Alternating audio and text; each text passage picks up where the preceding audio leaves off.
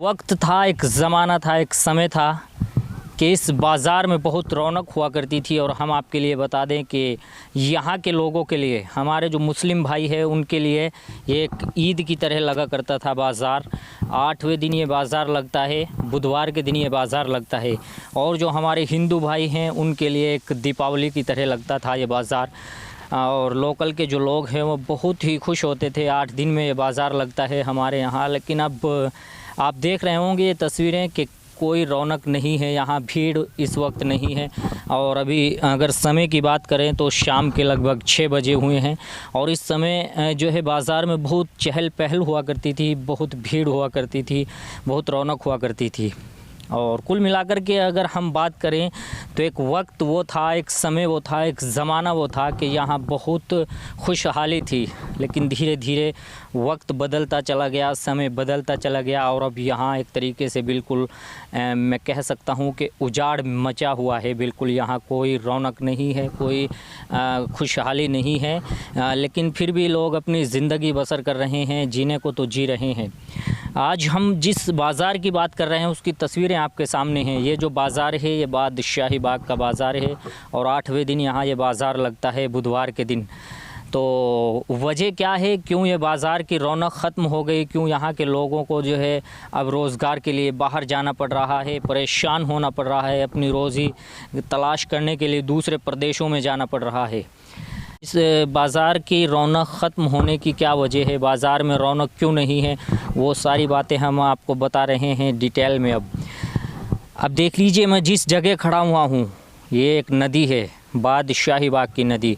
और एक समय था, कुछ समय पहले इस नदी में, ये जो नदी है इसका लेवल बहुत ऊंचा हुआ करता था। सामने अगर जूम करके कैमरा पर्सन दिखा सकें, वहाँ जो रपटा टूटा हुआ है उस रपटे को दिखाने की कोशिश करें थोड़ा सा। ये जो रपटा आप देख पा रहे हैं ये अब लगभग 15 फीट ऊंचाई पर चला गया है और यहाँ बहुत लेवल जो है बहुत नीचे चला गया है यहाँ से। तो इसको हम क्यों दिखा रहे हैं, ये वजह है। थोड़ा सा इधर भी एक बार कैमरा घुमा कर के हमारे सहयोगी दिखाएंगे कि कितनी जो है यहाँ पर कटाई हुई है पानी से और कितनी ऊंचाई। देखो अब यहाँ सामने ये तस्वीरें देख रहे होंगे, ये कितना बड़ा टीला, ये पहाड़ एक तरीके से खड़ा हो चुका है नदी के किनारे पर। और ये तस्वीरें भी आप देख रहे होंगे, इधर सारी तस्वीरें हम आपको दिखा रहे होंगे।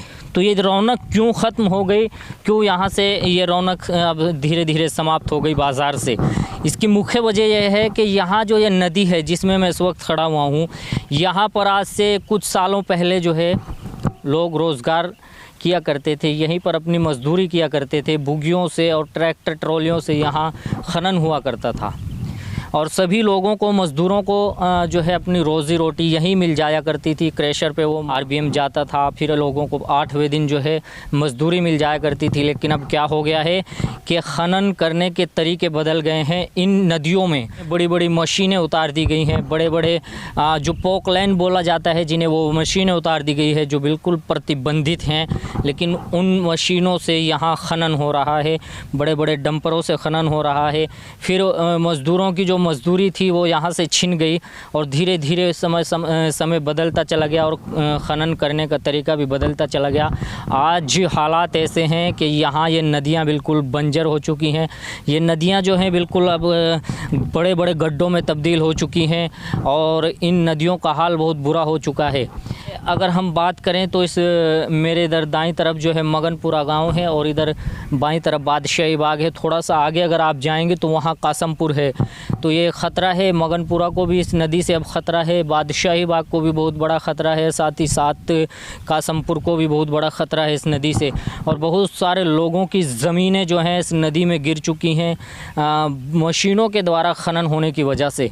तो यहाँ का जो रौनक समाप्त हुआ है, यहाँ की जो खुशहाली बिल्कुल गायब हुई है, उसकी सबसे बड़ी वजह अगर कोई है तो वो बड़ी बड़ी मशीनों से खनन का होना है।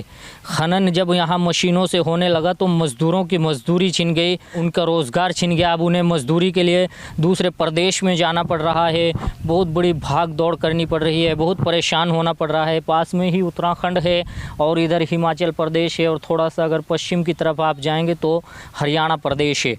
अन्य राज्यों में यहाँ के मज़दूर मज़दूरी के लिए जा रहे हैं और यही वजह है कि अब यहाँ इस बाज़ार की रौनक ख़त्म हो चुकी है, यहाँ की रौनक बिल्कुल समाप्त हो चुकी है।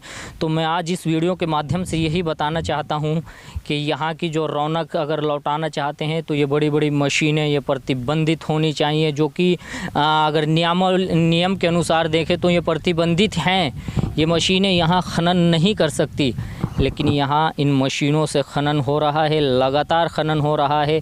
और सबसे बड़ी बात है कि पास में ही शिवालिक देख लीजिए, शिवालिक की पहाड़ियाँ हैं। यहाँ शिवालिक की पहाड़ियों से बहुत सारे जीव, बहुत सारे जानवर भी निकल कर के आते हैं, जो जंगली जानवर हैं उनको भी बहुत बड़ा ख़तरा है यहाँ इन गड्ढों में गिरने का, डूबने का, मरने का, क्योंकि बरसात में ये गड्ढे भर जाते हैं पानी से, जिसकी वजह से पर्यावरण को भी बहुत भारी नुकसान पहुँच रहा है। बहुत बड़ा नुकसान पर्यावरण को भी हो रहा है इन मशीनों की वजह से। तो अगर आप भी इस चीज़ के पक्ष में हैं कि ये मशीनें यहाँ प्रतिबंधित होनी चाहिए, तो आप सभी से अपील करेंगे कि इस वीडियो को ज़्यादा से ज़्यादा शेयर कीजिए। जय हिंद।